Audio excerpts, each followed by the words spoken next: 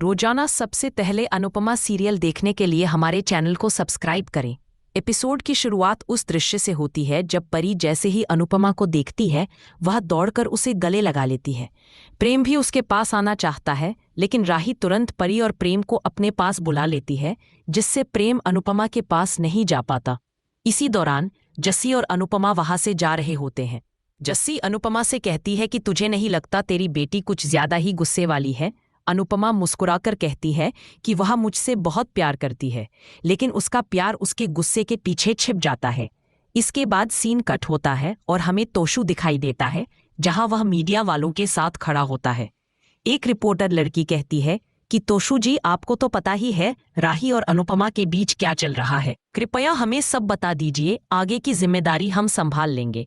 तोशु सोच में पड़ जाता है, लेकिन लड़की आगे कहती है कि जितना बड़ा रिस्क उतनी ही बड़ी कीमत।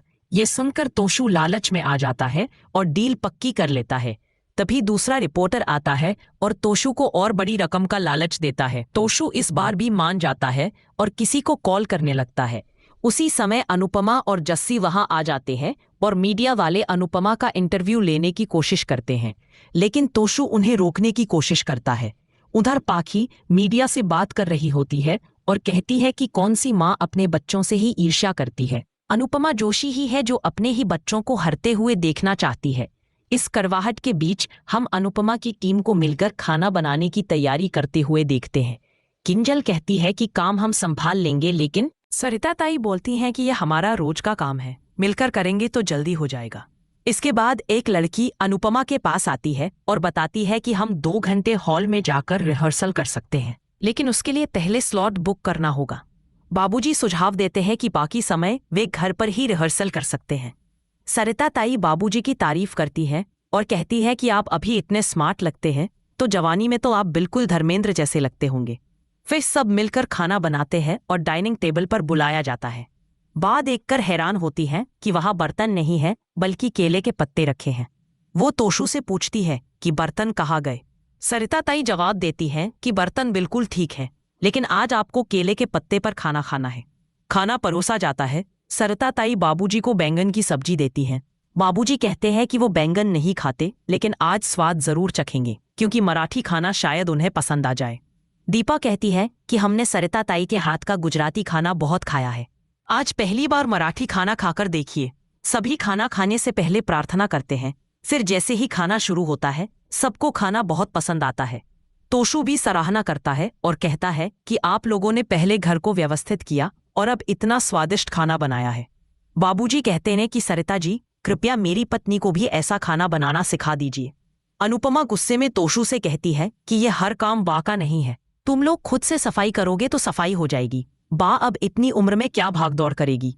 जब तक वो घर संभाल रही थी तब तक घर में एक भी धूल का कण नहीं था, लेकिन अब ये सब तुम लोगों को करना है। बाबूजी अनुपमा की बातों को हल्के में लेते हुए कहते हैं कि मैंने कहा था कि मेरी पत्नी को खाना बनाना सिखाना। इसका मतलब यह नहीं कि उन्हें खाना बनाना नहीं आता। वह गुजराती स्टाइल में इतना अच्छा खाना बनाती हैं कि उंगलियां चाटते रह जाओगे। अनुपमा बताती है कि तुम्हें मेरे हाथ का खाना तो खाया है, लेकिन बा का खाना तो उससे भी बेहतर है। मैं अमेरिका में सुपरस्टार से जीत गई थी, वह भी बा के बनाए खाने की वजह से। सभी खुशी से भर जाते हैं और बा भी गर्व महसूस करती है।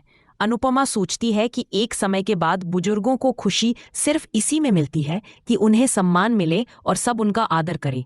तभी प्रार्थना के पास एक वॉइस नोट आता है, जिसे वह सुनती है और वह सबको सुनाई देता है। वॉइस में गौतम होता है, जो कहता है कि प्रार्थना एक चरित्रहीन लड़की है, वह आज भी अपने बॉयफ्रेंड के साथ रहती है और ऑफिस तक आना बंद कर दिया है। यह सुनकर प्रार्थना टूट जाती है। बा कहती है कि यह गौतम था ना। प्रार्थना सिर हिलाकर हाँ में जवाब देती है और कहती है कि एक दिन ऑफिस नहीं गई और उसने मेरे पीछे ये सब अफवाहें फैला दी। अब मैं ऑफिस कैसे जाऊंगी, सब मुझे कैसी नजर से देखेंगे। वह अनुपमा से पूछती है कि अब मैं क्या करूं। बा कहती है कि मैंने पहले ही कहा था इस गौतम से पंगा मत लेना, अब वही करेगा जो गांधी करता था, तुम्हें बदनाम कर देगा और तुम मुंह दिखाने लायक नहीं रहोगी। अंश गुस्से में कहता है कि कोई कुछ नहीं बोलेगा, हम शादी कर लेंगे। बा हैरानी से पूछती है कि क्या तुम दोनों शादी करने वाले हो। किंजल कहती है कि अभी इस बारे में बात करने का समय नहीं है, बाद में बात करेंगे। बा फिर पूछती है कि तुम अभी क्या कह रहे थे।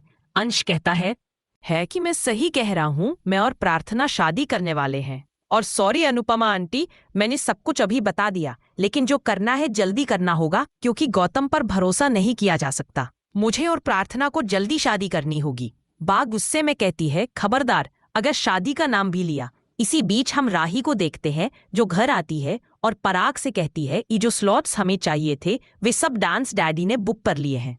परी कहती है कि उन्हें क्या पता था कि हमें वे स्लॉट चाहिए। पराग कहता है कि राही, तुम्हारी खुद की डांस एकेडमी है तो तुम्हें प्रैक्टिस के लिए जगह की क्या जरूरत है? तुम्हारे पास तो जगह है ही। राही जवाब देती है कि पापा, हम लोग वहां जाकर ही प्रैक्टिस करेंगे। तभी माही वहां आती है। माही बोलती है कि माँ बिल्कुल सही बोल रही थी। मुझे लगता है अनुपमा ने जानबूझकर वे सारे स्लॉट बुक किए जो हमें चाहिए थे। वह चालाकी कर रही है। ये सब उसकी योजना का हिस्सा है। माही की इस बात पर परी को बहुत गुस्सा आता है और वह सोचती है कि अगर माही मेरी सिबलिंग ना होती तो मैं उसे ऐसा सबक सिखाती कि वह सोच भी नहीं सकती। पराग राही को सलाह देता है कि उसे ऑर्गेनाइजर से बात करनी चाहिए। वही दूसरी ओर लीला बहुत अपसेट हो जाती है और बोलती है कि इतनी बड़ी बात है, किंजल को पता है, प्रार्थना के घरवालों को पता है, यहाँ तक कि अनुपमा को भी सब पता है, लेकिन मुझे कुछ नहीं बताया गया। वह अंश से कहती है कि मैंने तुझे हमेशा समझाया कि इस लड़की से दूर रह, लेकिन तूने मेरी एक न सुनी। बापूजी लीला को शांत करने की कोशिश करते हैं, लेकिन लीला कहती है कि आप भी मुझे शांत कर रहे हैं, इसका मतलब आपको भी सब पता था। वह खुद को परिवार से अलग और उपेक्षित महसूस करती है। कहती है कि मैं आज भी इतनी उम्र में घर की जिम्मेदारी निभा रही हूँ, लेकिन मुझे ही कुछ नहीं बताया गया। प्रार्थना कुछ बोलने की कोशिश करती है, लेकिन लीला उसे चुप करा देती है और कहती है कि मैंने तुझे घर में जगह दी, सब कुछ दिया, लेकिन तू तो आस्तीन का सांप निकली। लीला अंश को भी डांटती है और कहती है कि तूने मेरी बात क्यों नहीं मानी। बापूजी उसे समझाते हैं कि शुक्र मना कि बच्चों ने मनमानी नहीं की। कल को अगर बिना बताए शादी करके लौटते तो क्या करती। पाखी प्रार्थना को ताना मारती है कि वह डिवोर्सी है, किसी और के बच्चे की मां बनने वाली है, और अंश तुझे यही लड़की मिली शादी के लिए। प्रार्थना कहती है कि वह अपने घर वापस नहीं जाएगी, कहीं और चली जाएगी, लेकिन अपने घर नहीं लौटेगी। अंश उसका साथ देते हुए कहता है कि हमारी शादी जरूर होगी, चाहे कोई माने या ना माने। लीला गुस्से में कहती है कि अगर तुमने ये शादी की तो मेरा मरा हुआ मुंह देखोगे, और वह अपने कमरे में चली जाती है। अंश और प्रार्थना अनुपमा के सामने हाथ जोड़ते हैं। किंजल सोचती है कि बेचारी मम्मी फिर से उलझन में पड़ गई है। लीला अपने कमरे में बैठकर सोचती है कि अंश ने एक बाहरी लड़की के लिए मुझे ही पराया कर दिया। अगर अंश की शादी प्रार्थना से हुई तो कोठारी और गौतम हमारा सब कुछ बर्बाद कर देंगे। अनुपमा लीला के पास आती है, उसके पैरों की मालिश करती है और कहती है कि उसे अंश की बात छुपानी नहीं चाहिए थी, लेकिन अंश को समझाइए, वह अच्छा बच्चा है। लीला कहती है कि इतने वर्षों तक मैंने इस परिवार को संभाला और क्या मिला? तू तो बच्चों को छोड़कर चली गई थी और अब अंश सब कुछ तुझसे कहता है, मुझसे नहीं। अनुपमा कहती है कि वह जानती है उसने गलती की, लेकिन अब जब अंश परिवार के लिए इतना कुछ कर रहा है तो क्या परिवार उसके लिए इतना सा भी नहीं कर सकता? वह कहती है कि हमें दुनिया की परवाह नहीं करनी चाहिए, हमें अंश की खुशी देखनी चाहिए। अंश पहली बार कुछ मांग रहा है तो हमें उसे वो देना चाहिए। अनुपमा कहती है कि आजकल कौन सा रिश्ता परफेक्ट होता है, छोटी छोटी बातों पर तलाक हो जाता है। हमें बच्चों को उनकी जिंदगी उनके तरीके से जीने देना चाहिए। वह कहती है कि प्रार्थना बहुत अच्छी लड़की है, वह अंश को संभाल सकती है।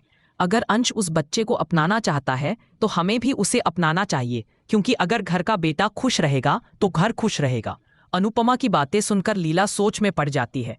अगले सीन में हम देखते हैं कि अनुपमा के कहने पर बा मान जाती है और अंश और प्रार्थना की शादी के लिए राजी हो जाती है। वो सभी को बुलाकर कहती है कि आज से हम इस शादी की तैयारी करेंगे और खुशी से डांस करने लगती है। वह अंश को गले लगाती है और कहती है, मेरे अंश की शादी होगी।